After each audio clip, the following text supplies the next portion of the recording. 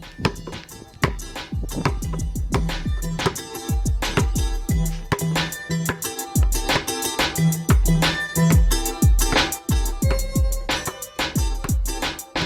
Hoop Heads Podcast is brought to you by Head Start Basketball.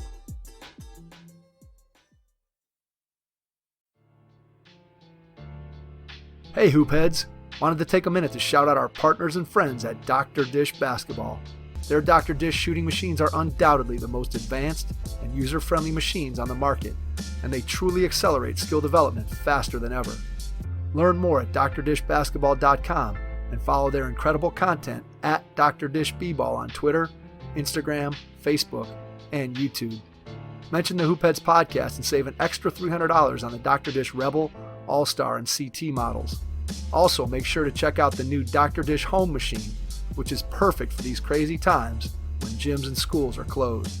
Visit drdishbasketball.com for details. That's a great deal, Hoopheads. Get your Dr. Dish shooting machine today.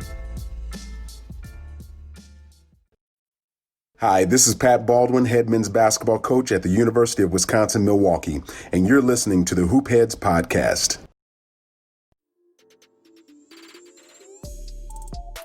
Hey Hoopheads, we all hate ankle sprains, and they happen way too often.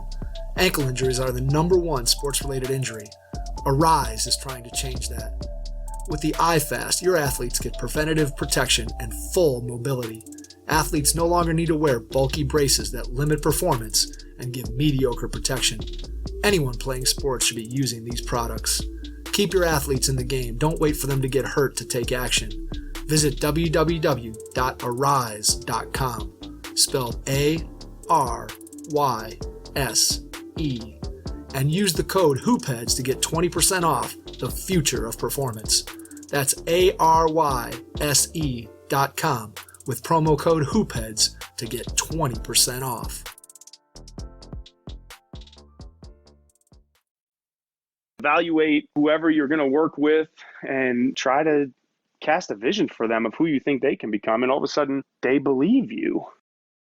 Bill Ferrara is entering his 4th season as an assistant coach for the University of New Mexico women's basketball program after spending the previous 2 seasons at the University of Florida. In his 3 seasons at New Mexico, Ferrara has helped lead the Lobos to a 64-35 record overall. In his first 2 years, the Lobos won at least 20 games and made an appearance in the WNIT as well. While at Florida, Ferrara was primarily responsible for overseeing the development of guards as well as coordinating camps and clinics for the Gators. Prior to his time at Florida, Ferrara spent 2 seasons at George Washington University, where he was instrumental in recruiting, player development, strength and conditioning, as well as working with post players. Ferrara also spent 3 seasons at Hofstra University and at Central Michigan, where he helped lead both programs to outstanding success. Ferrara, originally from Brooklyn, New York, graduated from the University of Florida with a bachelor's degree in business management in 2003, before earning a master's degree in sports management in 2005. Don't miss our free Hoopheads Pod webinar series on Thursday nights at 9 p.m. Eastern. If you miss a live webinar, you can buy lifetime access to any of our previous webinars for $4.99 on the Hoopheads Pod website. If you're focused on improving your coaching and your team, we've got you covered. Visit hoopheadspod.com/webinars to get registered. Make sure you check out our new Hoopheads Pod network of shows, including Thrive with Trevor Huffman, Beyond the Ball, the CoachMaze.com podcast, Players Court, Bleachers and Boards, and our team-focused NBA podcasts, Cavalier Central, Grizz and Grind, Nuck If You Buck, The 305 Culture, and Blazing the Path. We're looking for more NBA podcasters interested in hosting their own show centered on a particular team. Shoot an email to info@hoopheadspod.com if you're interested in learning more and bringing your talent to our network. Have a pen and paper in hand as you listen to this episode with Bill Ferrara, assistant women's basketball coach at the University of New Mexico. Hello and welcome to the Hoopheads Podcast. It's Mike Klinzing here with my co-host Jason Sunkel. And tonight we are pleased to welcome to the podcast from the University of New Mexico, women's basketball assistant coach Bill Ferrara. Bill, welcome to the Hoopheads Podcast. What's going on, guys? Glad to be on today with you guys. Absolutely. We are excited to have you on, be able to dig into all the things that you've been able to do in the game of basketball. Want to work our way up to your current position with New Mexico, but start by going back in time to when you were a kid. Tell us a little bit about how you got started in the game of basketball. What are some of your earliest memories of the game? Man, it's a fun one. My journey is very different than I'd say most Division I coaches. I grew up in Brooklyn, New York, playing CYO ball and all that kind of stuff, but playing in the driveway. And in Brooklyn, you have the concrete everywhere, right? So we had the slanted concrete driveway that's going down, and then the milk crate basketball hoop tied to my stoop up top. So so at an angle. So I never developed a shot because of that, but my handles and my passing ability was highly developed because if you can dribble down a driveway at a slant, and you can pass to people in a probably 6 by 15 driveway, then you're going to probably be a pretty good passer. And my basketball journey was an interesting one. Played a lot of pickup games and that sort of stuff. You're growing up in the city, like that's what you do. You play in the park, and we moved to Florida right before I started high school. And that's kind of where my basketball playing days, came to a halt. Broke my wrist, got cut from every high school team I tried out for, and I tried out every single year. And so, you look at my resume, you don't see a playing career down there because I never did play. Mike, this is the third week in a row. Went from there to the University of Florida and basically turned that into a stellar intramural basketball career. And that's basically it as far as playing is concerned. But that's my earliest memories are playing in the driveway with my brothers and everybody in the, playing in the park and all that kind of stuff. And that's where the love of the game came from. And then the New York Knicks are on TV and really good. Back then it's the Ewing Knicks and the Pat Riley Knicks. And so grew up watching every single game of the Knicks back then. And so that's really where the game started for me. Yeah, it's a good time to be a New York Knicks fan. A little tortured maybe, but certainly not as tortured as it's been in recent history. Let's put it that way. Yeah, no, it was fun to watch a winner, man, and you know what? It's character building, man. You're always almost there. You think that you really have a chance every single year when you don't, because Jordan's out there. You got two, three out there ripping your heart out eventually. But it was definitely an awesome time to be a basketball fan in New York, and it was a cool time to be a basketball fan as a kid because I got to watch MJ, go through the league. Yeah, we can relate to that for sure here in Cleveland. I think he beat us multiple times and took away our opportunity to be able to win titles as well. So we feel your pain for sure, and I think everybody in the league felt it. And just getting a chance to watch The Last Dance made it. That was so enjoyable for me to go back and just kind of relive those moments and see some of those things in the doc that were just so interesting and exciting. I wanted to ask you a question that you brought up when you talked about having an intramural team at the University of Florida. Did your intramural team have any creative names? You guys come up with any creative names for your team? Because I have the best one, and I have never shared this on the podcast. It was not my team, but it was another team. So I'm going to let you share yours, and then I'm going to come back at you with the one that I know of. What's sad about all of that, right? Like my best and most fun intramural teams were like, our co-ed teams. And so we would always have like, okay, these two girls played on, wherever D1 and now they're in grad school or something like that. And so we were able to compete in that regard, with the lame athletes like me out there. Our names were just boring all the time. It was like whatever grad program we're in. So I got no funny story for you here, man. It's rough. What do you got for us? All right, so this was a team that when I was at Kent State playing, we had a graduate assistant who had played on the team at Kent, and he played with a couple other guys and some football players. And the name of their intramural team was At Will, and I always just thought that was I'm like that is a very subtle but very intimidating name, is to be at will. So I always enjoyed, whenever I'd be like, hey man, how'd your team do? He goes, oh man, we just, it was at will. We just won whenever we wanted. So that was kind of fun. I love it. Mine was Sean Kemp's Kids. We named ourselves Sean Kemp's Kids. There you go. You at least tried to interject some humor in there. That's good. That's a positive. Listen, man, I would have normal good stuff for you, but no, not in that regard. The intramural stuff, the worst stuff with the intramural stories that we'll get at, and I'm sure you can edit all this kind of stuff out, is like, we go and one time there's a timeout and we're down like 30 or something like that, and we're playing like a legitimate team with all these guys. Could be when you're at the University of Florida, like all these guys are like could start on D2s and stuff. Right. Yeah, absolutely. And so like we're down 30 and we call a timeout or whatever. And they're literally like, all they wanted to talk about in the timeout was how we needed to, break the press spreader and all this kind of stuff. When legitimately we had no shot. Like, why are we strategizing right now? Like you're down 30 at like 10 minutes into the game. So like those are hilarious memories. So was that the beginning of your coaching career? Hey, great question on that one. No. It was shortly after that I did start coaching some. We started an AAU team in Gainesville, Florida, and I was a graduate assistant, for the women's team at Florida.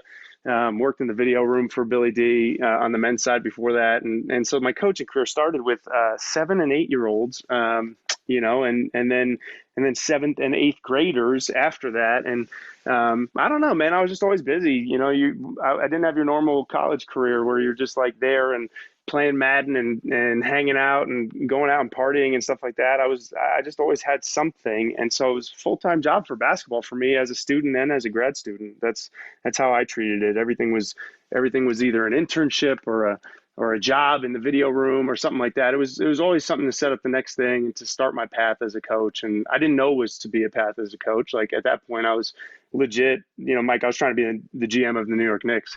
And and that's how it all started, trying to figure out a way to fix my franchise, man. That's what it was. Well, let's put it this way. Based on the hires that they've had, I'm not sure that you couldn't have done a better job coming in there with no experience as a college sophomore. Yeah, tell me about it, man. Hey, listen, we can talk for hours about the Knicks. We got better. I'm telling you right now, you don't want me to go down a dark path on this pod. We may end up doing it at some point. We may have to spend the last 5 minutes talking some Knicks basketball before we can do that, man. Get me angry before I go to sleep. That's good. Right. There you go. We'll get you all juiced up before you got to go and try and get some rest. So what's the genesis of you thinking that coaching is going to become something that is going to become your profession? When does that start to kick in for you? Is that some point when you're coaching the 7 and 8 year olds, the 7th and 8th graders, when you start working underneath the college programs at Florida? Just when does it kick in for you that, hey, not only is this something that I like to do at this particular moment in my life, but this is something that I might want to pursue as a profession? That's a great question. I haven't ever had to answer that question. The moment, though, was when I first became empowered by an assistant coach at the University of Florida, and her name was Shell Daly. She's now the head of IMG Academy's basketball program. And, it was like I've been doing that thing for 2 years in the video room, at Florida, and I've got internships, and I worked for in the NBA for the Charlotte Bobcats for a summer in basketball ops, and I'm doing all this stuff. And I'm just kind of it's like busy work though. It wasn't coaching. It was just like doing things and, always saying, yes to everybody. And the answer to every question back then was no problem. And for me, Shell Daly came up to me one day and she basically said, like, Bill, like, I really think you could be a coach someday. And I had never thought it before. So it really just took that nudge, and she was, a great mentor to me, and played at Texas, was the head coach at TCU, like she, and then she's an assistant at Florida. So it just opened my eyes. It kind of shocked me. So at that moment, it changed everything for me. I went from, oh yeah, I'm going to do this and I want to work in sports and I want to be the GM of the Knicks, to like, oh wow, this is real. Like somebody believes in me for real. And then all of a sudden I started getting more responsibilities, and Carolyn Peck is the head coach at the time. And, she had won a national championship and coached in the WNBA, and she started giving me scouts, to work on and stuff. And one of our assistant coaches became very sick and missed a whole week of prep leading up to us playing Candace Parker's Tennessee teams. Okay. And I was, at the time, just basically as a video coordinator before we had video coordinators, right? I was a graduate assistant, but I was the video coordinator. And so it was like next man up situation. Shell had empowered me earlier in the year, and I was all in now. I'm going to try to be a coach. And, one of the assistants got sick. I had to do the Tennessee Scout, and we went to Knoxville and beat Candace Parker on her senior night. And right at that moment, I was like, oh, crap, maybe I'm good at this. And so we went to the NCAA tournament that year, turn around, and, now you don't have a job. Right now it's real. I got to figure it out. Now what's the real next step? And, basically I had just met my wife at that point, didn't know it, but we had just started dating, and it's like, wow, do I really want to move and leave this and be a coach? And hi, baby. Told you I'd get interrupted. Yeah, there you go. They're good. Yeah, That's good. I can watch my basketball downstairs, baby. Yes. Okay, I'll come watch it with you. She wants to watch the Heat game. Hey, who doesn't? Good for her. Okay, so this is what we got. Basically, the gist of this is, I just met my wife in a new relationship, but I knew it was good. Do I leave and do all this? And I'm like, maybe I should just stay in Gainesville and just work minimum wage doing this basketball stuff for a little bit, for as long as I can. And out of nowhere, I get a call on my cell phone from Nell Fortner. And, she's an Olympic gold medal winning coach, now calling me on my cell phone and offering me a job. So, there it just snowballs, man. And once you're empowered by somebody, it's amazing what that does for a young kid. And for me, it really changed my life. And so for you, what was it about coaching that attracted you? Because obviously you're in the film room and you're going through and you're learning offenses and defenses and you're dissecting that film, but it's clearly different when you get out and you're coaching on the floor. So what was it about coaching initially that really you said, man, I love this and I can see myself doing this, besides being empowered with confidence by some people that you had a lot of respect for? What was it about the actual process of coaching that you really loved? Oh, man, that started at Auburn, because then I get to Auburn and, the third assistant, quits a week in.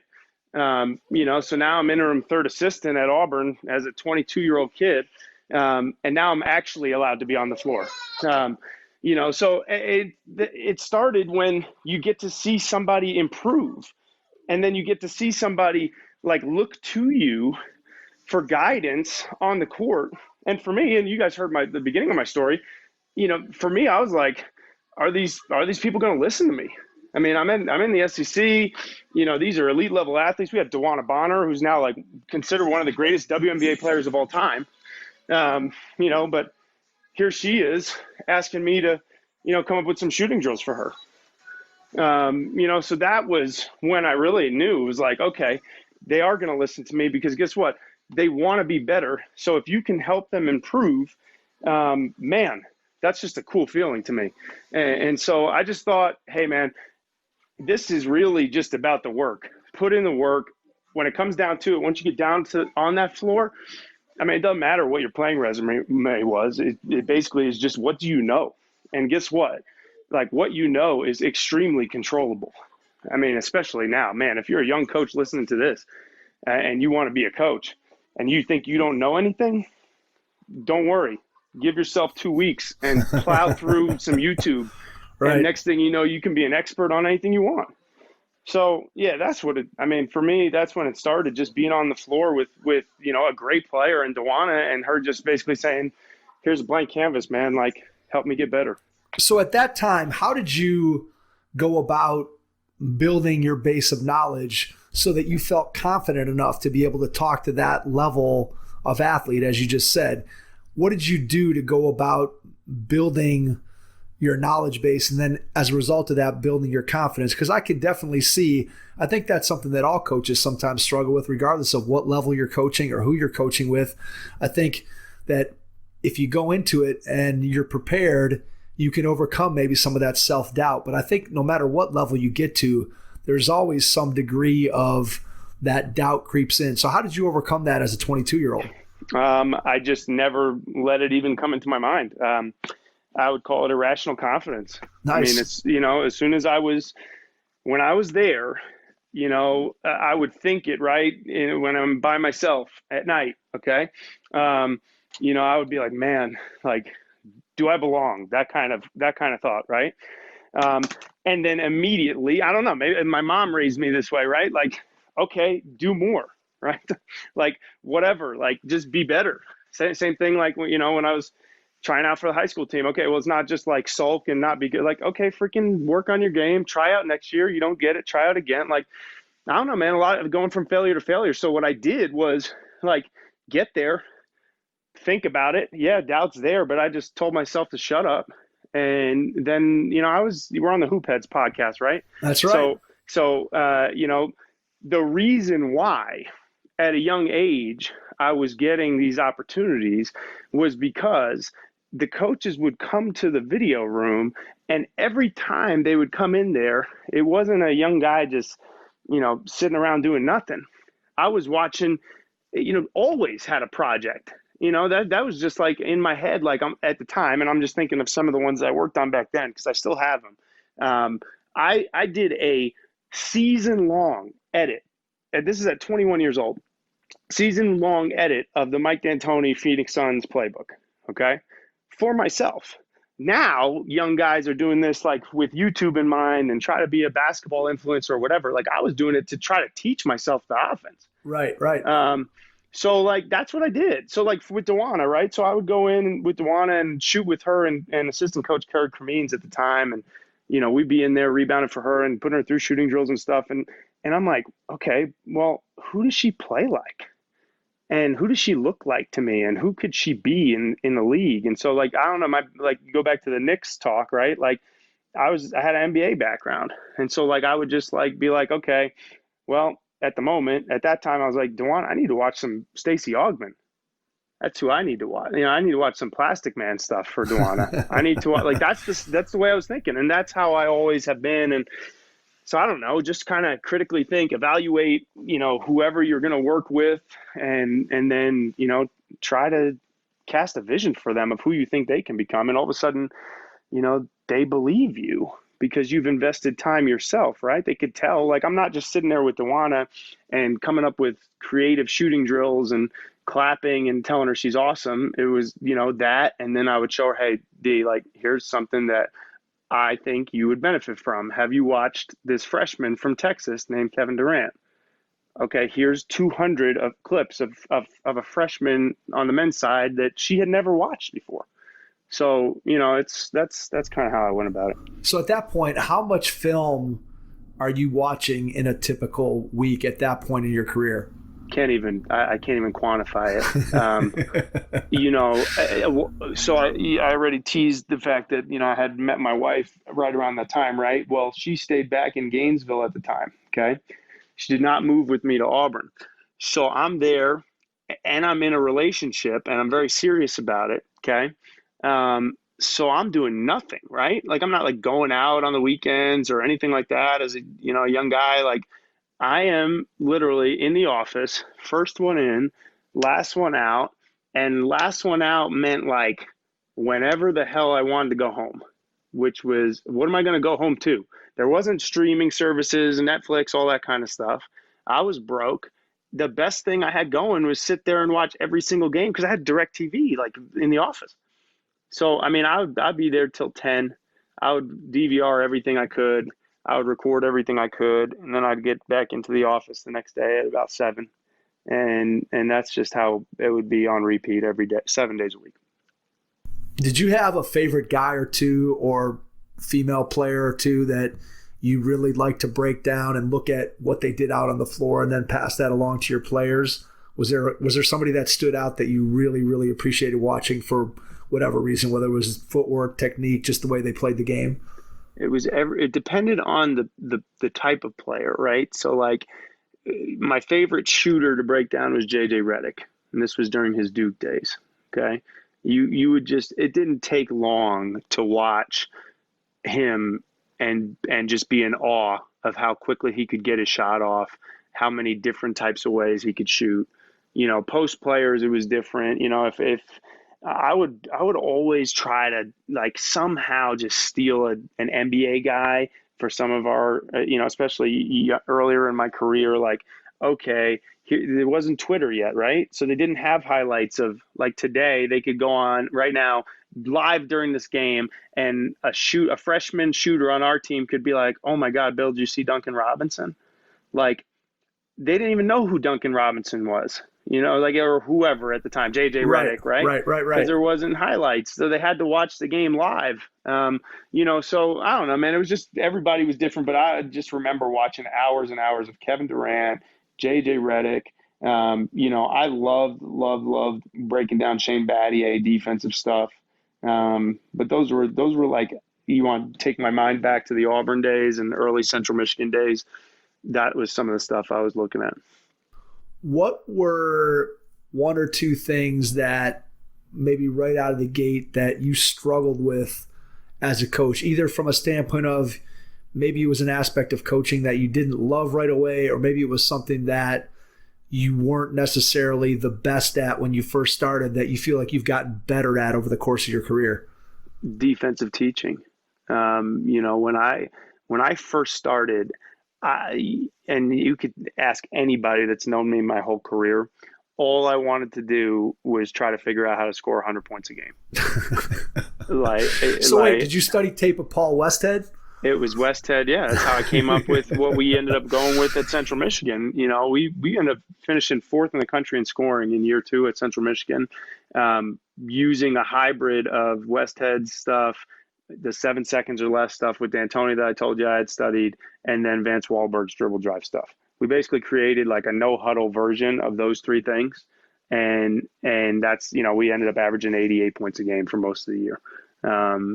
So like that back then, right? Back then, that young version of myself that thought he was, more than he actually was, couldn't have taught a defense. Like I couldn't have gone into a practice, right? If I got a head job back then or something like early, regardless of the level, I wouldn't have even been able to teach any of that stuff. So it wasn't until, years down the road where, you go places and you get different responsibilities and all that. And then I started realizing, okay, I want to put my eye on the defensive side of the ball. So, offensive stuff was number one for me, which is ironic, right? Because I told you I'm a Knicks fan, and right. Riley's Knicks, all they cared about was the defensive end. Right, exactly. Yep. But I don't know why. That was just where my eye was always on the offensive end. How could I improve a player? How could I spread the floor and create spacing and pace so that we could score more?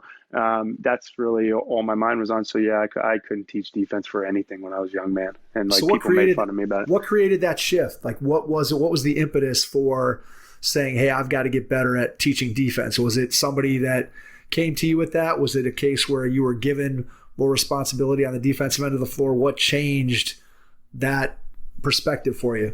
I was tired of going to NITs. I mean, that's the truth. I mean, it was like, you average, in the 80s, and you're exciting and you're always answering questions about your offense. And then you're getting bounced in the first or second round of the conference tournament because it's grind it time on day 2 of a conference tournament. Your kids are tired. You can't shoot. It's just the reality of the situation. You're going to win games in the 60s and maybe low 70s if you're lucky, if you shoot well. So, I had to learn the hard way. We were really, really good at Hofstra after the Central Michigan years, and we went to NITs, but we had NCAA tournament talent, and we had 2 teams that should have been in the NCAA tournament then. We were like RPI 11 for most of the year in one of my Hofstra years, but the defensive side just wasn't there. So, it wasn't until I got to GW and, watched, I really took a step back and was humbled by the staff that we had. I had, the staff that we had, I still will contest as one of the greatest staffs in the history of women's college basketball. Okay. And I am by far the run of the litter, okay, on this staff. We had Jonathan Sippis, the head coach of Wisconsin's, the head coach at GW, okay? We had Megan Duffy as our associate head coach, who's now the head coach at Marquette, okay?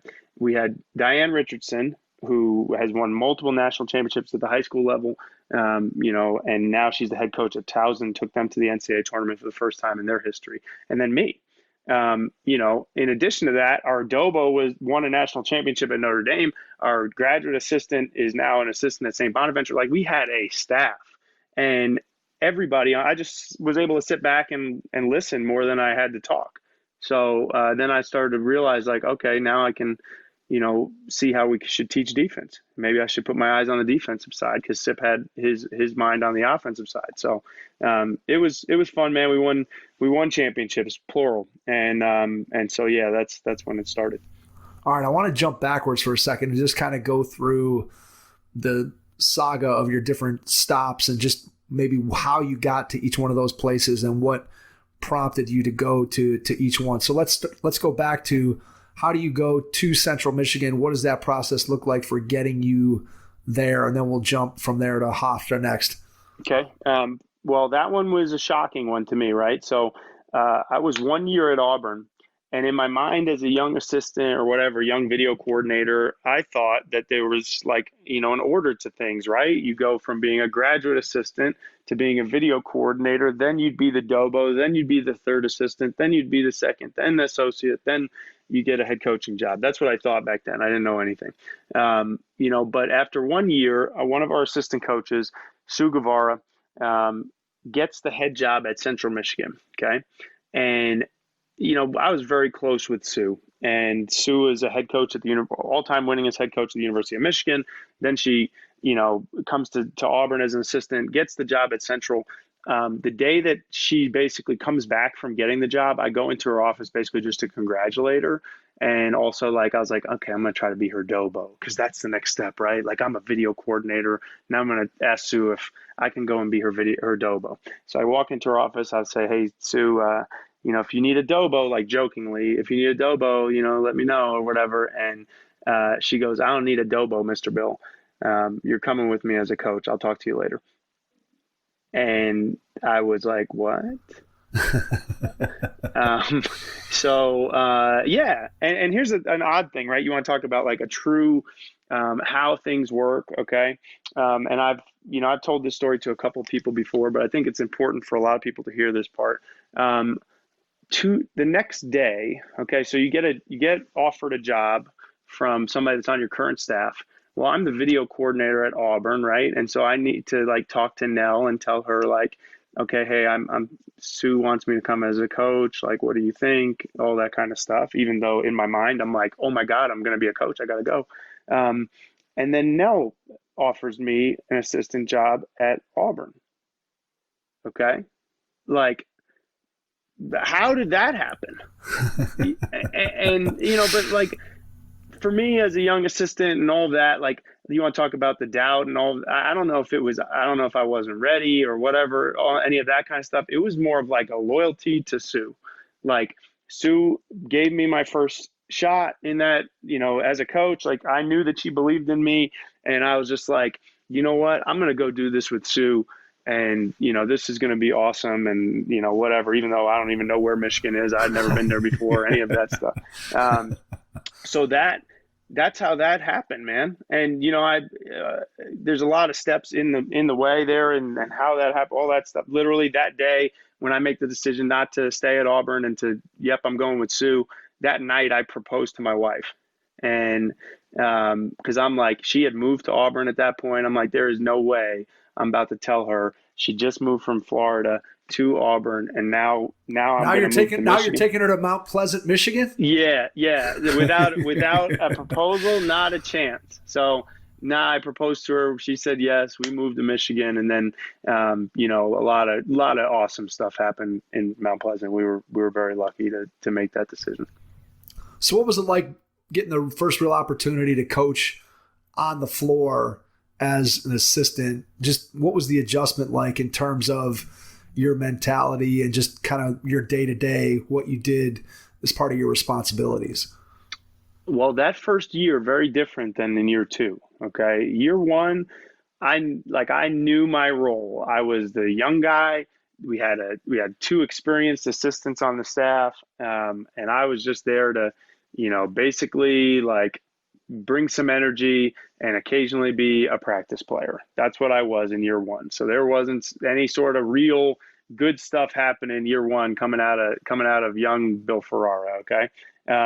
But I wasn't satisfied with that. Okay. So I I went into the same whatever mode you talked about earlier, and I was like, okay, I don't want to just be this guy right here that doesn't really I have opinions, but I don't really have a way to fix that. So I took that off season, and I made the biggest jump I have ever made in any short amount of time, mentally as a basketball coach. I unbelievably studied that stuff I was telling you about, and then after I studied the West Head mixed with D'Antoni, mixed with Wahlberg, and we came together with the system, and I proposed that to Sue, and then I was like, okay, I know this.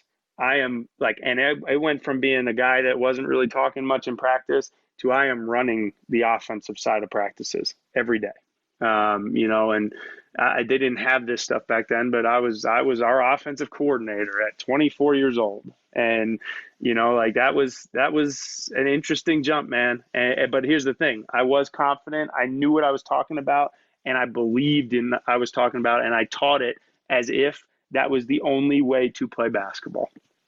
That was how I taught our offense at Central Michigan. And then obviously, the numbers back it up. We played with unbelievable pace, and we scored a ton of points, and a lot of people ended up being pro players because of that kind of stuff. But I'd say the number one thing was I made that jump and studied and got better. And then because of that, I had the confidence, like, okay, this is how we're going to play. And also I had a head coach in Sue that was like, hey guys, this is how we're going to play. Mr. Bill knows this stuff. We're going to score a lot of points. Let's do it. So that's how we did it. And so that was pretty cool as a young coach to get a chance to coach that much at that age. Absolutely. I think what you just spoke to, and you've mentioned it twice, I think is the fact that once you know your stuff and you're confident that you know your stuff and you can back up the fact that you know your stuff, it gives you a tremendous amount of confidence to go out there and teach. And I think that anybody in any walk of life, whether you're a coach or you're in some other profession, when you walk into a meeting or when you walk into a conference room, when you walk into a relationship, when you're prepared for that, you end up having a lot better success. And when you're not quite as prepared as you probably should be, it becomes a lot more difficult. And so I think by you putting in the time that you did to study the offensive side of the ball and do all those things allowed you to walk in there and be confident. How did the players who were there both years, how did they react to sort of that change in you? How did they perceive you differently from that first year to that second year? And did it take some adjustment from that relationship between you and the players? Interesting, I guess, dynamic there was that, year one, when you're there, we didn't have very much talent. Okay. And it was just like one of those situations where you always hear about like a coaching staff, you take over a job, right? And you want to hope that you can turn over the roster as quickly as you can and bring in your players or whatever. Well, we did that. Okay. So the year one to year two thing was just natural. We didn't like kick all these kids off or anything like that. It was just like we had seniors, they graduated. We brought in a ton of freshmen. They were talented, and here we go. And so really, it was just a mix of, there was only a handful of kids that played in year one that were going to play in year two. The rest, all the new kids, and the new ones that we brought in, well, they didn't know that first year version of me. And so, the returners just like, whoa, this is different. This is fun. Like, we're going to play this way.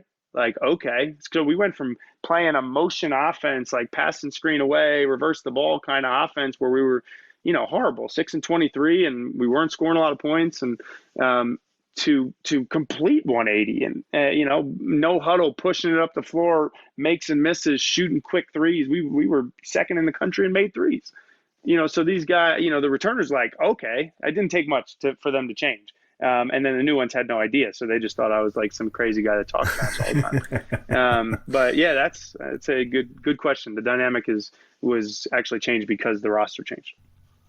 Yeah, it's a fun way to get up and down the floor and play. And I'm sure the players appreciated the opportunity to just get up and down and get the ball up in the air and play offense and do all those kinds of things. And you as the coach being able to put that in and be, as you said, what maybe wasn't known at the time as the offensive coordinator, but to be given the opportunity and to be given the role of offensive coordinator, to have that responsibility placed on you as a young coach, I'm sure dynamically increased your ability to just maximize who you were as a coach. And so as you look forward and you start going through, what did you learn about how a head coach should assign roles within a coaching staff? And you can maybe not even address this directly to Central Michigan, but just kind of look over the totality of your career.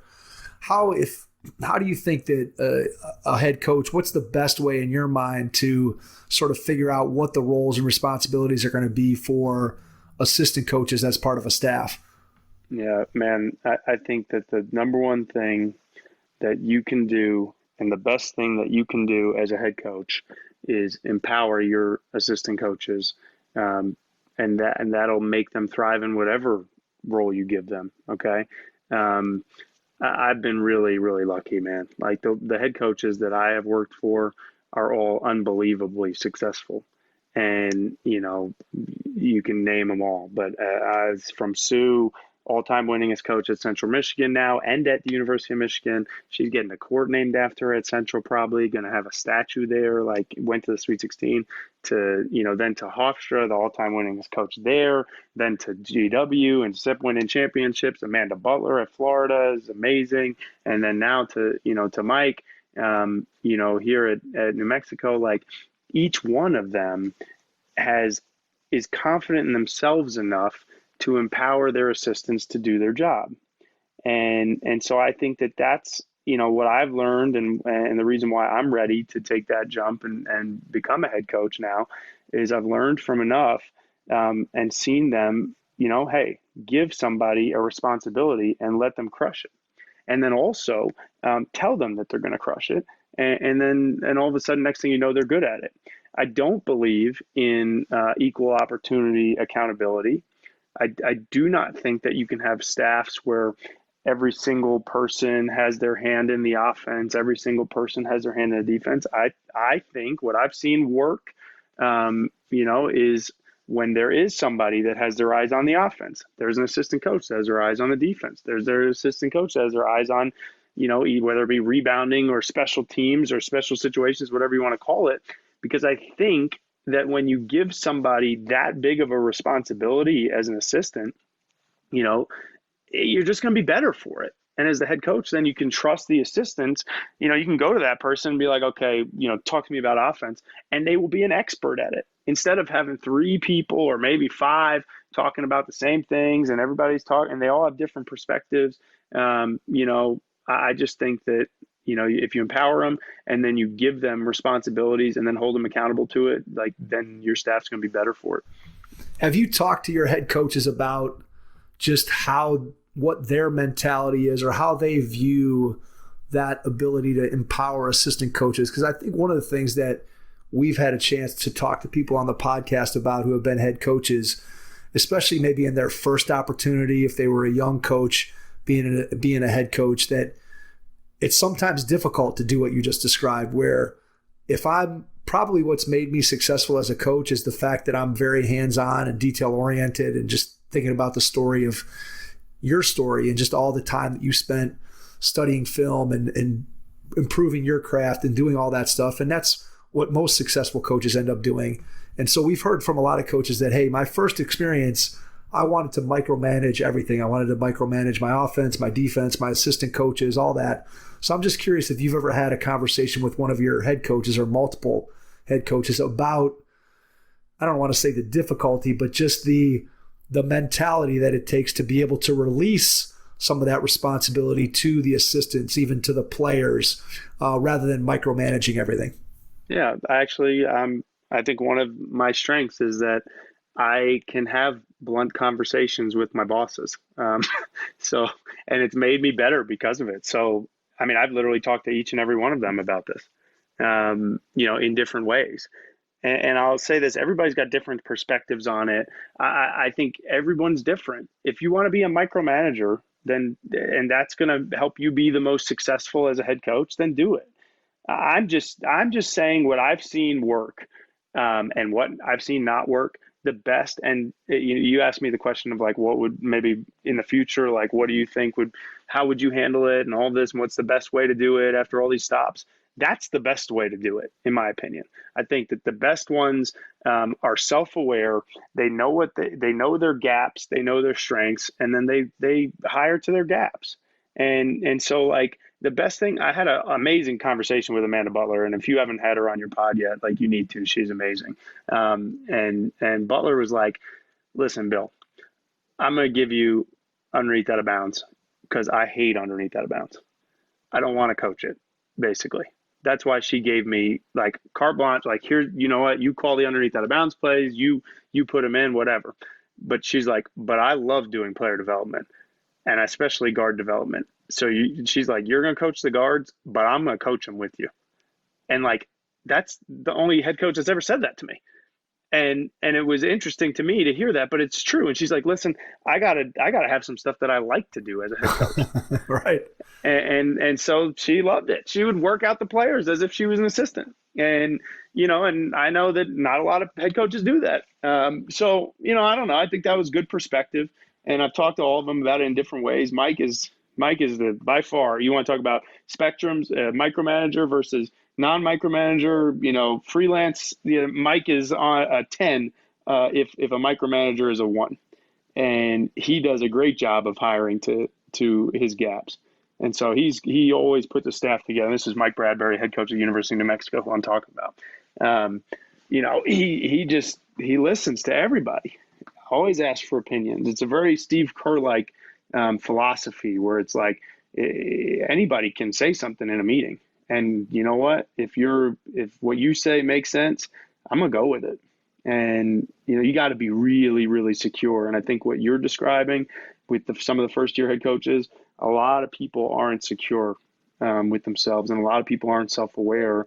And, so that's what happens to us. And that's why I think a lot of young coaches and first-time head coaches fail, because they're insecure, and then they don't trust their assistants. And then next thing you know, you have a environment on a staff that's toxic, and if you don't think that the rest of the staff can feel that, and then the players can don't feel that, then you're crazy. Yeah, there's no doubt that there's a trickle-down effect, that if you don't get that from the head coach, that everybody feels that pressure. And I mean, I've been on that more from a coaching or from a playing side of it. On the coaching side, I was very fortunate. When I coached in high school, I was a part of the same staff. We had the same group of guys who were together for like 12 or 13 years. A very unique situation at the high school level to be able to have that kind of thing. But it was just one of those situations where, just as you described, head coach trusted the assistants trusted the head coach, and everybody kind of knew what their role was. And as a result of that, you ended up having a positive feeling across the staff, and then that positive feeling was transferred down to the players as well. And when you can get that, I think that's when you do have success. And like you said, when you're a young coach, if you don't have that sense of self-awareness, it can put you in a difficult spot. And it's amazing the number of coaches that said that I've become way more successful by releasing some of those responsibilities, some of the things that I felt like I had to do.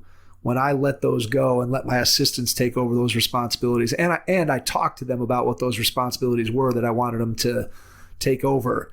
And even when I passed along some of the responsibility to my captains or the players on the team and took those things off my plate, that's when I really started to develop my program and have success. And I think that basically what the stories that you've told tonight have echoed that sentiment, that in order for you to really have success, you have to empower the people that you've had enough confidence in to hire in the first place. No doubt about that, man. That's good stuff. That's good. All right, so let's talk about the transition. How do you go from Central to Hofstra? What's the story there? It was time for me to make a change. I needed to grow in different ways, and this was a weird one, but I wasn't applying. At a certain level, you don't really apply anymore to jobs, right? It's like you see a job opening at the Division I level, you have your boss call or you have a mentor call or whatever, right? So Sue called a couple places for me, and I interviewed at a couple places, and basically at the Final Four, I interviewed with Penn State and Hofstra. and thought I was going to get both of them. Basically, I was like, "Yep, I'm about to be a Big Ten assistant. Here we go." 25 years old, did not get it, and was like shocked and devastated for a minute about that.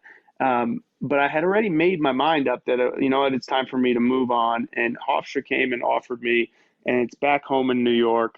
And really would have been like an awesome. We didn't have kids at the time. Awesome place to live, and it would be similar responsibility. So it was like she was coming in. She needed a change offensively. She was coming in saying like, "Hey, why don't you come here and help me? Change the offense. We need to score some more points and all that." So that's why I did it. I was, essentially it wasn't a move for money or anything like that. It was basically just like a new experience, an opportunity to work with other people and see the way people do it differently. And then obviously get to be back home in New York. And so that's why we ultimately made the move to Hofstra. What did you learn in the time that you were there? What's something that you took away from that you've carried with you since? Man, I think one of the coolest things that you learn from a spot like that, where you have so many different types of people, right? It's New York. Nobody comes to your games. Okay. They don't care. They got so much stuff to do, right? So you're playing in front of nobody all the time. Couldn't be more different than what I'm coaching in front of now at New Mexico, where we average 5,000 a game. Listen, you gotta realize it's about the players. And and they are playing for each other. There was literally like 15 people at our game sometimes, and it was just like their parents. And I just had forgotten that at a certain point. Like I was like still in that mode where it was like, oh man, we need to be so good at this so that we can score this amount of points so that we can win, so that blah blah blah. Like it was almost like a math problem to me. Well, what it taught me after year one there, where we were really good. I think we won like 19 games. I was just more about the X's and O's than I was about the players at that point. And it was a rude awakening for me at year one. And then unbelievable, I started building relationships with every single player. And it made me a transformative coach instead of a transactional one. So that's the thing I took from Hofstra, was it changed the way that I viewed coaching, period. And so how'd you then start to approach things differently? So day to day, what did that look like when you started to become transformational and you started to say, hey, I've got to have a bigger impact on these kids that are in front of me besides just helping them to score more points and becoming fourth in the country in offense? I really want to be able to build a relationship and impact them long term. What did you do differently day to day as a coach to build those relationships to allow you to have the kind of impact that you now were realizing that you wanted to have? I started talking with them instead of talking to them. I mean, I think that was the number one thing. I was asking more questions than I was, that I really genuinely wanted to get answers about. And because as a young coach, and you're a male coaching women's basketball, sometimes it's just like, the questions at first maybe were like, hey, you want to come in and work out? You want to do that? It was always like a transaction. It was always like, you want to come do this so that we can get you better, so that we can be better. So, you know what I'm saying? So like, it was, for me, the question started to ask about, their family, talk to them more about who they are as a person, what they're thinking about, what they're doing, what do they think about what we're doing, ask them for input. So it was a major change and a necessary one, because I think, for me at that time, it was like, oh, wow, okay. So now we had legitimate relationships, and now I could coach them a little bit differently during the games too. When you say you could coach them differently in the game, do you mean that you could maybe push them a little bit harder because they knew where you were coming from, as opposed to before it was just this guy standing in front of them who seemed more distant and was just this authority figure? Yeah, I think I was still viewed at that point as a young assistant though, right? So I don't even think they viewed me as an authority figure. It was just, I would always push them, right? And try to push them. The results had changed. That's all that changed. I was still coaching the same way I coached during the games, right? I'm not all of a sudden in the middle of a game going to ask them how they're feeling. Right. However, it's going to be, hold on one second, Mike. Sure. Yeah. Give me a second.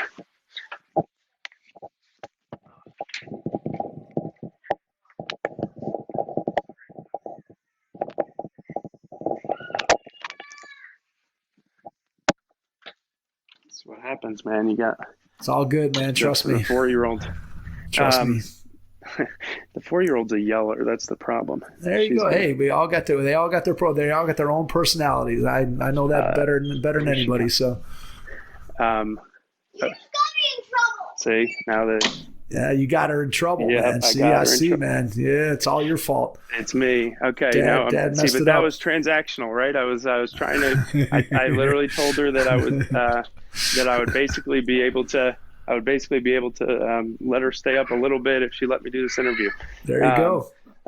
Okay, here we go. So back on our tangent here, I was basically talking about in-game and how those conversations changed. The conversations didn't change. The results changed because they trusted me more, and maybe they liked me more or whatever. So, maybe I was trying to push them the same way. It was just they heard me this time, right?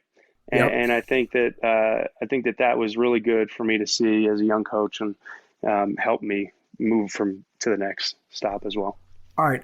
Let me ask you this. In game, as an assistant coach, talk to me a little bit about what your role has been on the bench during games at your various stops. Has it always been similar? Have you been responsible for different things? Just talk to me about what you're doing during the game on the bench, what some of your responsibilities are as an assistant coach. Obviously, each stop is different based on your head coach and what they need from you. Okay. So I had my eyes on the offensive end for most of my career.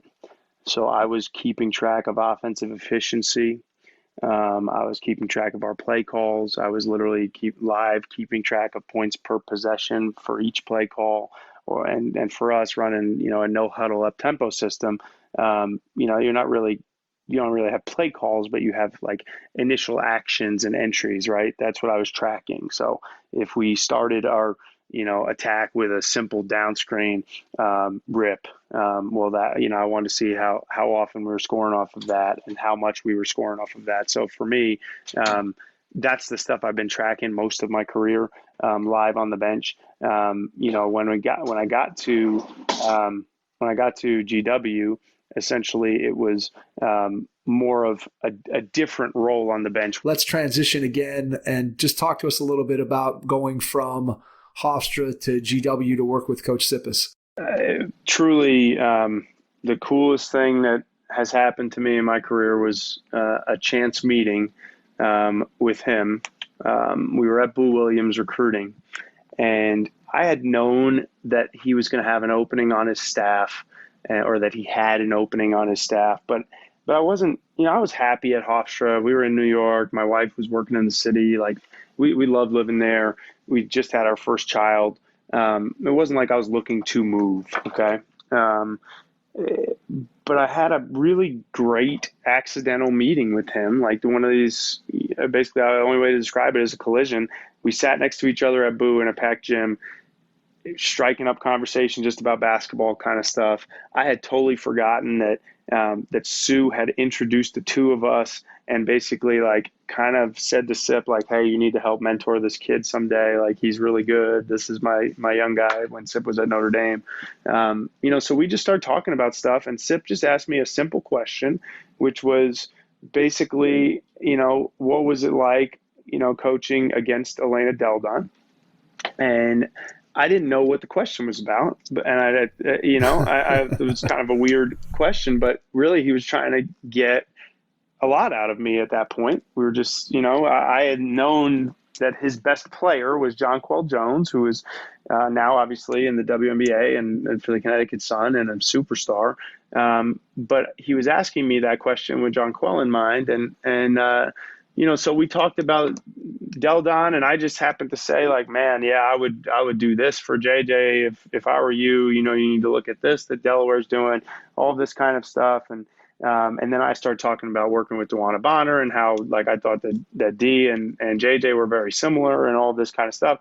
And a couple of days later, he called me, so that's just how that worked, man. Like it was a chance meeting. I wasn't trying to get a job or anything like that. And honestly, like I think he interviewed like 200 people, and you guys interviewed Sippes, so he's long-winded and very detail-oriented. So his interview process is like no other. I mean, it is a full vetting every night, 1 hour on the phone with him, answering questions, watching the NBA playoffs with him, like while he's, watching him in DC, I'm watching him in New York at the time, and eventually ends up with a job offer and that was instantly accepted. So that's how that ended up being. And man, was it an unbelievable decision by us. All right. So what does that look like for the 2 seasons that you're there? What did you learn? What was the experience like? What made it so special? Every single thing. I could do a whole pod on those 2 years, man. We, first and foremost, I had the opportunity to coach the best post combination in the country, in Kyra Washington and Jonquel Jones. And both of them averaged a double-double. Jonquel was unbelievable and ended up being, a top first-round pick in the WNBA. So got to coach unbelievable players. We won. I can count on both my hands how many games we lost in those 2 years. Like, we just won all the time. We just won everything. And the culture that he built, the players that we had on those championship teams were unbelievable. The staff, I've already talked about them, was unbelievable. Everything was clicking. Literally every single thing was clicking. He had created the perfect environment for winning and basically did, what he had always done. He took the Notre Dame system and brought it to GW. And it just so happened that we struck gold with some talent, and you mix that together with the staff that we had, and you're cutting down a lot of nets. And that's what we did. I got a lot of net pieces hanging up. So what does that look like from a culture standpoint? Like, what are some things that he does that you guys did while you were there that translate into a winning basketball program? Obviously, talent plays a huge part in that, but you also have to set up the environment to allow that talent to flourish. So what does that look like? What does he do? What did you guys do while you were there that made it such a special environment that allowed you guys to get all those nets? Sets an unbelievable high standard from the very first second you walk in the door. Your very first interaction with him, I don't want to say is going to be criticized, but you feel like you're being evaluated. And I'll tell you, it is the perfect environment for high achievers. And he really did an unbelievable job of accumulating high achievers. And every single person that he brought in, and that's where his, I joked about the interview process. There's a reason why he does that. You can't be weak and work for SIP or play for SIP because it's just not going to work. And I'm not saying like he's a grinder or anything like that. I'm saying he holds everyone accountable and sets a standard, holds you to a standard, communicates the standard, and then makes every single person in the organization want to improve because you don't want to let them down.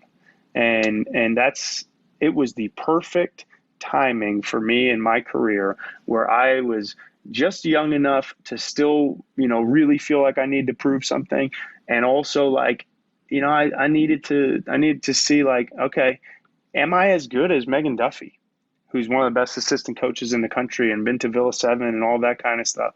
Like, can I hang with the Diane Richardson? Like, that was, for me, that's what it was about. I was like, damn, like everyone's better than me. Like that, literally, like that was my first thought. I was like, okay, time to raise your level, dude. And I sure did. And I think he would attest to that, and everybody on our staff would attest to the fact that we all raised our levels, and that's why we were champions multiple times. Yeah, there's no doubt that being in an environment where everybody is pushing everyone else and pushing everyone else in a positive way, where it's not a cutthroat, I'm better than you, but it's a collegial, everybody's trying to get better and pushing one another because we're all so successful. Because I know that you can sometimes get into environments that have, like, I would bet it's probably a fine line where if the leader pushes or nudges things in one slight different way, that you could end up with this sort of cutthroat mentality where people are trying to achieve, but they're almost trying to do it at the expense of the person next to them, as opposed to what you're describing, which is great people who want to have tremendous success, but they also want to see the success of other people. And I would think as a coach that a lot of times that's something that not only do you have to work on to instill with your staff, but just thinking about player-to-player relationships and how that works, especially when you start talking about trying to have success at the highest level. You better have players who are competitive and pushing each other, and yet at the same time, when it comes time for everybody to go out on the floor and put on the uniform, that everybody's pushing in the same direction. So how do you achieve that? Is there something? I know there's no secret sauce, but what do you think is the key to being able to achieve the pushing of one another without it becoming cutthroat? Hiring and bringing the right people into your organization. It's where it starts and ends. And he did that. He brought every single person that was a part of those GW years for SIP and with SIP. We all had the same mindset. If you just look at the roster and you look at the resumes of the roster, and I challenge anybody that's listening to this podcast, a fun little wormhole to go down. Go to the GW championship teams under SIPUS, okay, with the John Claude Jones teams. Look at every single player's high school resume or whatever resume at the place they were before this, okay? It was state champions. It was we had a flag football champion and Heisman winner from Florida on our team. We just had winners, like everyone. You got Megan Duffy, who, won at every level, played the WNBA, but then won as a coach everywhere she'd been. Diane Richardson's winning national championships and, at the high school level at Riverdale Baptist, but also then literally like starting successful businesses, and running successful businesses their whole life. Every single person down the line, the roster, the staff, it was a perfect melting pot of, success. So that's where I would say it's all about who you allow in the room, and nobody better so far that I've worked with at picking the right people than that guy up there that's now up in Madison. All right. So let me ask you this. You've obviously been on the interviewee side of the process, and you've had to answer questions from coaches who are looking to hire you. What have you learned about that process that were you to ever get the opportunity to be a head coach? What have you learned about the interview process that you think would allow you to find the same type of people that you're describing here, that have that winner's mentality, that are going to bring that desire to push one another to be their very best? I think you have to ask more questions than you're comfortable asking. I mean, that's what I've learned and I can just, I do get to hire people, right? I'm the lead recruiter at the University of New Mexico. So I'm a big part of I'm the gatekeeper in a lot of senses for who gets allowed in our room, right? Right.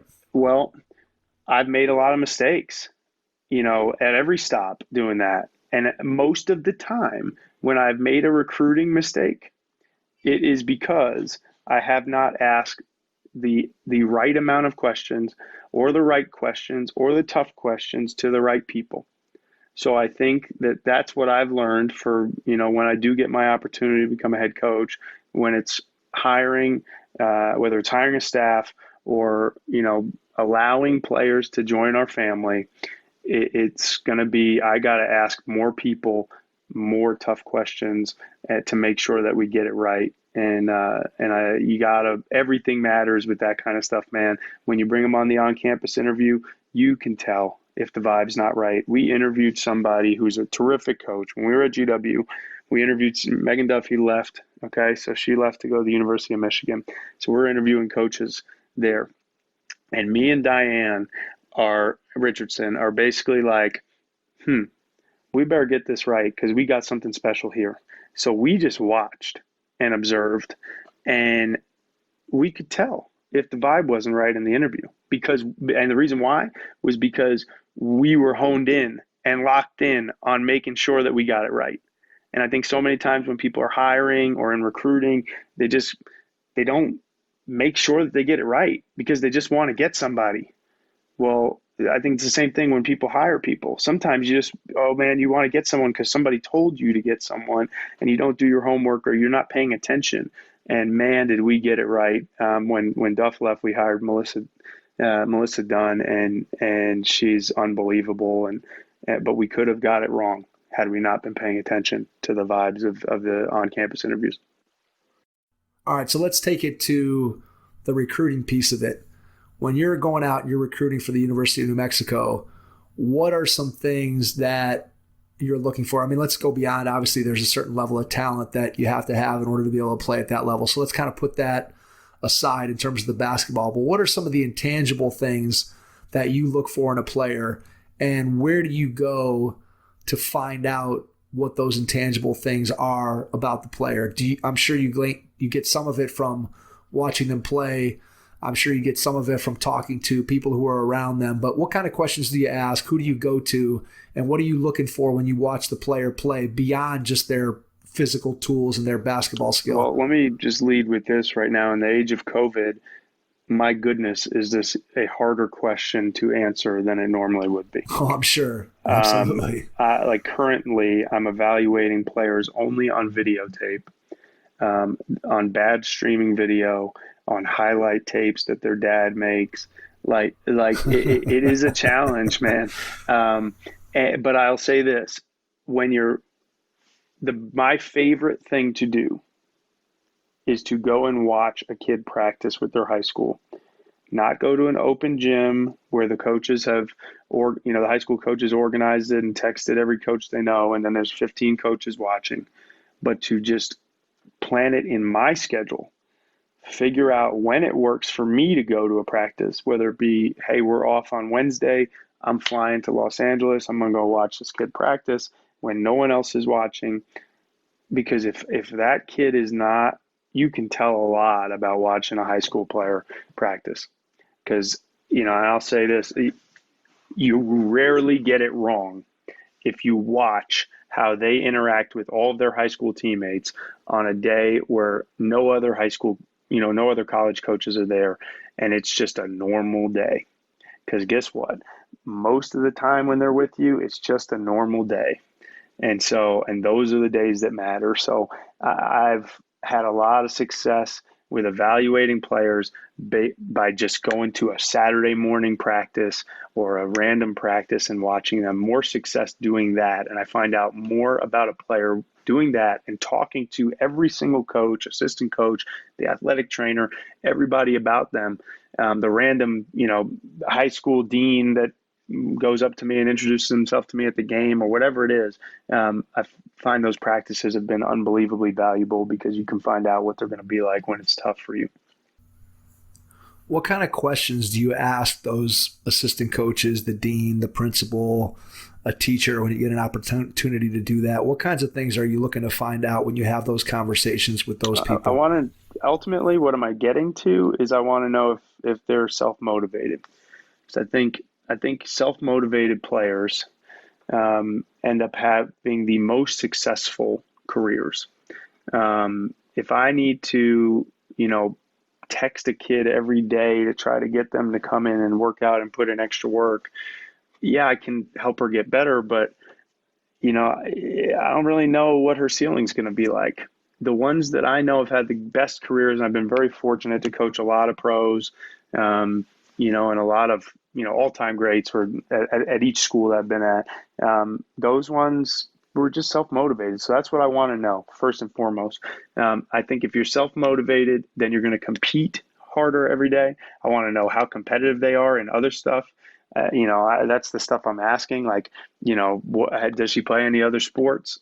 That's a good one for me. Has she ever played any other sports? Especially, like one little clue that they drop sometimes, like a crumb that they'll drop is like, oh yeah, no, she used to play soccer. Man, was she good at soccer. Okay, well now I want to talk to that soccer coach. And I want to find out what she was like as a soccer player. So that's the kind of stuff. Basically, if they're self-motivated and how much of a competitor they are, the rest of the stuff, there's obviously some red flag type of stuff. I want to know what kind of student they are. Most of the time, if they end up being a lazy student or a bad student, man, I'm telling you, they do not work out at the college level.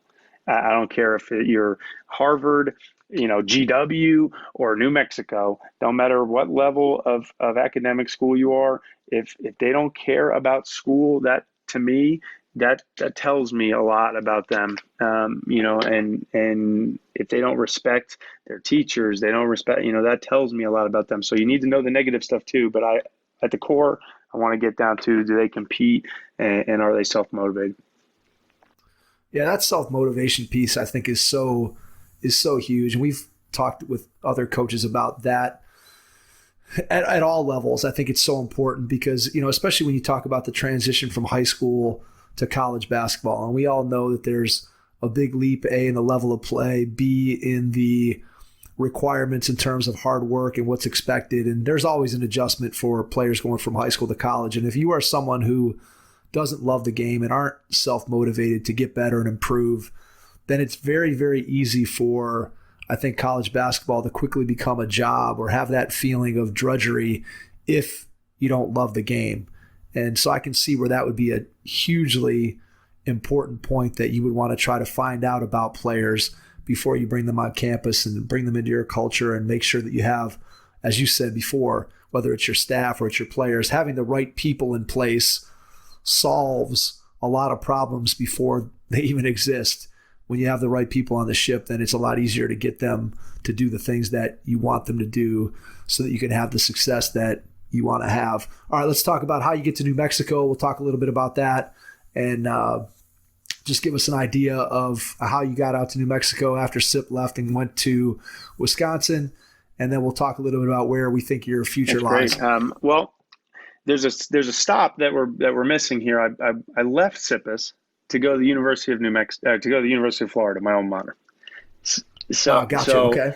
And he can talk for hours about this. By far the hardest decision I've ever had to make. And some people would think it's the easiest, right? Like you're literally, I doubled my salary. You're going back to your alma mater. I'm going closer to home, to Florida. You going to the SEC like that. A lot of people would say that's a no-brainer. I was straight up bawling in his office, when I had made the decision. I knew what I was leaving. I knew we had a special culture there. I knew we had a special staff. I knew we were about to win more championships in the years to come. And so made that move to Florida, and ultimately it was amazing for me. You're back home at your alma mater, and you are in the top 25, and you're, in the NCAA tournament. And it was my dream job, man. If anybody at any stop ever asked me, what's your dream job? University of Florida, assistant coach. Like I could have stayed there forever. And, but like most dreams, man, eventually you wake up. And, after year 2, we had a really disappointing year. Started the year ranked in the top 15 in the country, and then had a major transfer in the middle of the season, and we got fired after year 2. And that was the first time in my career, and you guys have heard about all of it so far tonight, that I had really experienced failure. Every single stop seemed like another step in the ladder, and I was climbing and climbing and climbing, and here I was at a proverbial mountaintop that I could have stayed on forever, but it wasn't meant to be. And so, the New Mexico, how did this happen? All of that, like, this is an emotional part of my journey, man. Like at that point, after the Florida thing didn't work out, I really, really was thinking about hanging it up and not coaching anymore, because quite frankly, I was heartbroken.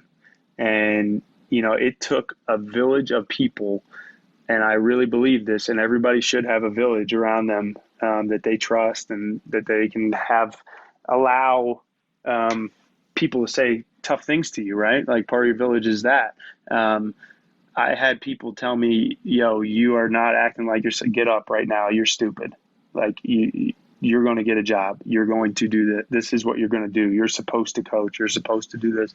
Like you are great at this, do this, and so ended up at New Mexico because, again, here's another Big Ten flop. Thought I was going to the University of Michigan, didn't get that job. basically tell everybody I'm retiring. One of my people in my village is Kevin McGuff, the head coach at Ohio State. He just got like, and he's the best. Like, he's just blunt. He goes, all right, Bill, here's what you're going to do. Mike Bradbury from the University of New Mexico is going to call you. He's going to offer you the job. You're going to take it. You're going to move out there. You're going to be great for him. He's going to be great for you. And you're going to win a lot of games. And there you go. That's what I was like, what did you just say to me? New Mexico? Like, again, like like what? Literally 5 minutes later, Mike calls me, does it again. He's like, hey, Bill, this is Mike Bradbury, head coach of the University of New Mexico. I just talked to Kevin, been talking about you for a little bit. Job pays this. What you think? Coming? I mean, it was hilarious. The complete opposite of the Sippis experience. I can't even tell you how I was feeling. I was like, what? Like, okay, I got to talk to my wife about this, like all this kind of stuff. So, how we got there is a bizarre, journey in bouncing back from a major failure. But man, has it been an awesome ride so far out here in the mountains. And I got to tell you, it's like really the thrill of my career coaching in front of all of these people. Like, we have the most unbelievable fan base. We average 5,000 fans a game. Sometimes we get 10. Like, it's wild to me. And I feel this, and I got goosebumps telling you this right now. Like, I wish that every single college women's basketball player could experience what our players get to experience. They have an actual fan base. Like, and they don't take it for granted. Like, dude, we lost in the WNIT Elite Eight, and we lost, and it was a home game in front of 10,000 people, and they gave us a standing ovation for what seemed like 30 minutes as we walked off the floor. Like, that doesn't happen. So this has been, I don't know, man. It's like one of those things, like, I'm supposed to be here. I'm supposed to experience this. It is there's a lot of great things, and we can get more in detail about specific New Mexico stuff, but man, oh man, I wish every coach that listens to your pod would get to experience coaching in front of fans like this. And I wish that every women's basketball player actually got to play in front of fans like that. So it's funny. I have two questions. First, I'm going to just briefly ask, did your wife know what she was signing up for when she said yes? Oh, hell no. And you're talking about like at the beginning, right? Like, you're talking about the very first thing. Right. No. Yeah, I'm talking about the very beginning. No chance. Okay, and here's a side note story. She loves to tell this story too. So we're at a game. We are engaged at this point. Okay, we're not married yet. Engaged. We're back home for Christmas, and we're at a Gator men's basketball game. And I'm sitting, obviously, like I worked for the men's team a while back, so coaching staff left me tickets, right? Me and Courtney tickets behind a bench, and we're sitting right next to Christine Donovan, Billy Donovan's wife, and Courtney's talking to Christine for whatever, I don't know, a little bit in the game at some point, and I hear Courtney say to Christine, what do you think? Should I do it? Any advice for a future coach's wife is basically what she says. And Christine Donovan says, don't do it. I'll never. Thanks a lot. Mike, Christine. I'll never forget that. So no, she did not. She's a trooper. She's been at a lot of stops, but the thing is, like, basketball's allowed us to see the world. We've traveled. We've been to Europe. We've been all over the place. She's come on trips with us too. Like, our kids are very cultured, and trust me, we're very fortunate that I get paid to do this. Like, that stuff is just hilarious to me. Like, I love what I do. I never work anywhere. This is what I do. I don't feel like it's work ever. And yet I still get paid to do it. So we're very grateful. Yeah, that's very cool. All right. I wanted to ask you about the fan piece of it, because I think that's interesting. We've talked to a couple coaches that coach on the men's side at Division III level, and several of them had either had experience as players or they had maybe coached in high school. And they talked about how one of the things that sometimes they found to be a challenge was, they're like, we can coach a game, and just like you said, there might be, 35 people in the stands watching our games, the players' parents, and, maybe a random professor or somebody that wandered into the gym accidentally. And I think that, you think about what sometimes, generates and drives excitement in coaches and players, and, obviously the fans and the environment certainly add to that. And so I can especially tell I can hear the passion in your voice for those fans and the fact that you get to be in that environment. And you've also clearly had an opportunity to coach where that wasn't the case. So if you think about the environment, how did you, and maybe you didn't realize that the environment, what was lacking when you were in an environment that didn't have those fans, but what do you do maybe as a coach to overcome the fact that you're not playing in front of big crowds? Is there anything that you can do? Is that something that you ever talk about as a staff, or you talk about with the players? How can we get more fans in the stands, or is that something that you just kind of you don't even address? Really hard. That's a hard question, because where do you want to put your energy to? And Right. it's like, and as somebody that aspires obviously to be a head coach very soon, I do think about this a lot. And I think that community engagement and legitimate community engagement, where the team is actually a part of the community and they want to be a part of your team, that drives attendance. And then in turn, that helps drive winning.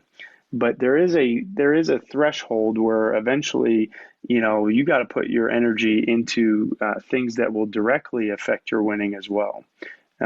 So we play in front of no fans every time we go on the road, man, in the Mountain West. And to answer your question on that kind of stuff, like, the create your own energy comment that you hear from a lot of coaches, like, I think it's no different. You play in front of fans or you don't. You should be the most enthusiastic team in the country. That's a goal of ours here at New Mexico. Like, we're gonna celebrate like crazy whenever we make a big play, whether we got 8,000 people in the pit going nuts behind us, or if there's 250 people booing the crap out of us in Las Cruces. Like, it's not going to matter, because that's the culture that we want to have. That we want to have a culture that travels. And so that's huge for us. And it goes back to the people that you allow in, right? So you got to recruit people that, are passionate. You got to recruit people that get excited for others and want to be a part of something great and all that kind of stuff. And I think if you have those people, then they'll connect better with the community as well. And then you can do those things that you're asking. How much do you focus on getting fans in the stands and all that? Well, like, for example, yesterday, our team went and literally, with masks on, went and delivered, signs for people's yards, like We Are New Mexico signs for all our season ticket holders. And that's a little thing, but man, oh man, did our fans' faces light up, because they don't know if they're going to get a chance to see our team play in person this year. So that's just some of the ways that we do it. And I don't know, it's something I do believe in engaging in the community, but I do think that it's one of those things where, man, if you have a team that's fun to be around, they're going to want to be a part of that. Yeah, I think that's good stuff. And I don't think there's any doubt that when you have that type of team camaraderie that, generates excitement, that you're going to attract more fans. You're going to get more people to be involved in it. I wanted to ask you, just kind of as we've gone through this whole journey of your career as an assistant coach, and, at various times we kind of talked about and hinted at your desire to, at some point, take over your own program. So I wanted to ask you what it is that you've done over the course of your assistant coaching career when it comes to preparing to be a head coach. And do you have a file folder? Do you have computer files? Do you have a 3-ring binder? How have you gone about kind of taking the things that you've learned along the way and compiling them so that when you do eventually get an opportunity to be a head coach, that you're prepared? Just talk a little bit about your preparation, that of course you're focused on what you're doing in the moment, but you're also looking at, there's the potential to have an opportunity to be a head coach maybe at some point in your career. So how have you gone about preparing for that over the course of your various stops? That's grown, okay, and changed over the years as I've acquired more knowledge on how to organize my thoughts. I'm a really, everyone that's ever worked with me will be able to tell you if they came on the pod, like, oh my God, what is going on in that guy's mind? Like, he has so many thoughts, and they're sometimes brilliant, sometimes ridiculous. Like, but he never writes anything down. Like, especially early in my career, like it used to drive people crazy. Like when we were putting together the attack and the offensive stuff, like I wouldn't have anything written down. Like it was literally all in my head. Well, and like, I don't know, I barely could probably write it down. It was just, I knew it. Okay. Well, that's changed for me. And a lot of people have challenged me in that regard. And like I said, working with really, really good people and that make you realize, oh crap, you're not as good as you think you are. Watching Megan Duffy, apply for head coaching jobs and interview for head coaching jobs helped me tremendously, because I realized how freaking unprepared I was for that opportunity at that point. And so I got 3 things for you that I think have helped me. Okay. One, I stole this from Greg Popovich. I literally have a suggestion box on my desk, and you could call it a thought box, suggestion box, whatever it is. Everybody in our program, and I've had this since GW, knows where it is, what it is, and I have a stack of index cards next to it. Sometimes it's a suggestion box for myself. If something comes to my mind that I like for the future, how I would do something, a drill that I like, something, it could be random, all those random thoughts I'm talking about, those little bursts, I will write it down on the index card. I'll put it in the suggestion box for me, and I review that suggestion box at the end of every month. Okay, so I'm coming up on a review of that suggestion box here probably tomorrow, huh? And then, but also anybody can throw suggestions in that box too. So I stole that from Pop, and I love it. And it's like one of my favorite times of the year. It's when I get to review them every month and then review every suggestion over the course of a year. The second thing I became addicted to on my iPhone is the notes function. And I have a running note on my iPhone that literally says head coaching thoughts. And I have organized that note to the 1 millionth degree. And I have every single aspect of my future program on a note in my phone.